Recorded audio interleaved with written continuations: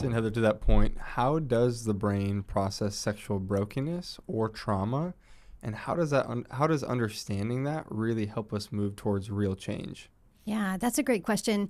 So, a lot of times when we're talking about the brain, that when we experience any type of trauma, because a lot of times our woundedness and our sexual behaviors, if they're unhealthy, they come from a place of trauma, but our trauma basically lives in our limbic system. So you have the amygdala, which is all about emotion, and you have the hippocampus, which is all about memory formation, and those two things working together to basically capture these really painful experiences that we've had, store them in our mind, because again, our limbic system is really all about survival and predictability, right? And because our brain wants to always do what it thinks we need to protect us.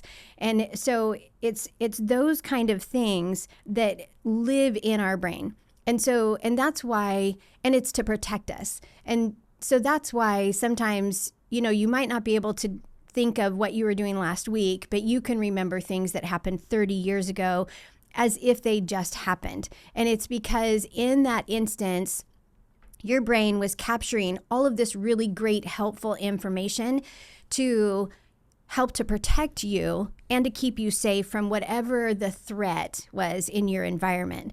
So then when it comes to understanding that, why it is we do what we do, or why it is that we maybe are triggered in a specific way, or something in an instant will bring us to tears and we don't know why, it's because information is stored in our brain. And the process of healing really is the process of going back into those memories and recognizing what really was happening in those times, being able to process it, hopefully with a fully developed adult brain, so that you can make sense of what happened, that you can even sometimes come to a resolve about it in order to stop living in that state. Does that make sense? Mm-hmm. So I think that that's part of the healing process.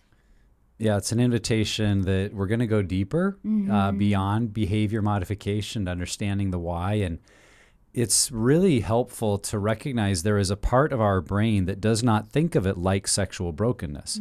I think at my entry point to recovery, I was really struggling with that. Of why am I doing this thing I don't want to do, that I think of as wrong, as sinful, harmful to my marriage, not healthy in my life, but I keep doing it.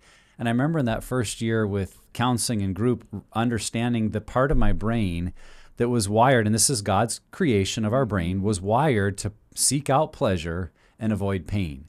And that was an amoral part of my thinking process that was not judging like, is this good? Is it wrong? It was just saying that feels good. And even in acting out behaviors like pornography and masturbation, that part of my brain was going, this is great. This is amazing. And my brain had been designed by God to feel that. And so if I only look at it as a moral problem, I feel really stuck. But if I can recognize, a part of my brain has been designed to like this, and then to remember what feels good, and even to set me up to go back to the places that feel good, I now begin to recognize there is a system at play here.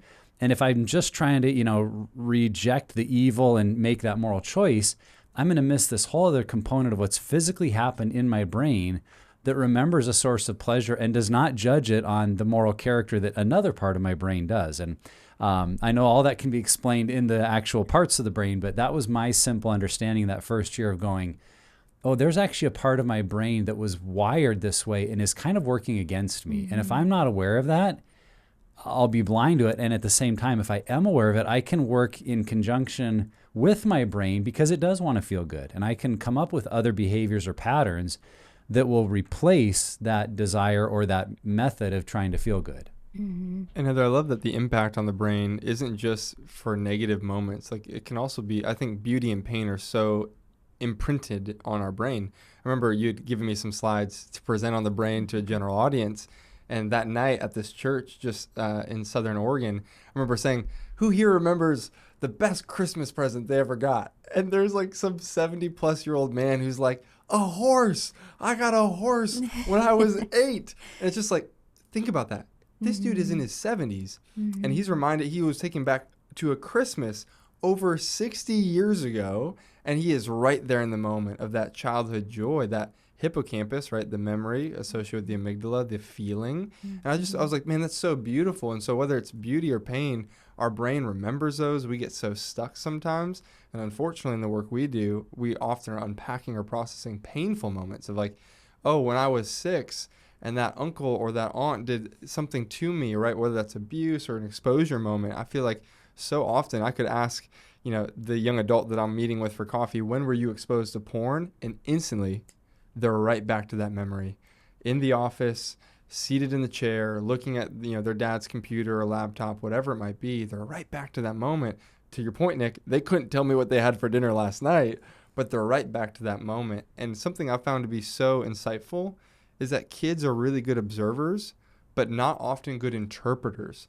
And I think what we get to do in Pure Desire groups as guys get in is not only help them see those moments, but to offer them reinterpretation of what happened to you wasn't okay. Because to your point, Nick, you're like, that was just a part of my story. That's just simply how I thought it was supposed to be. And it's in making sense of those stories that I think we can help and begin undoing some of the power or the impact that painful moments have. Yeah, that's a great point.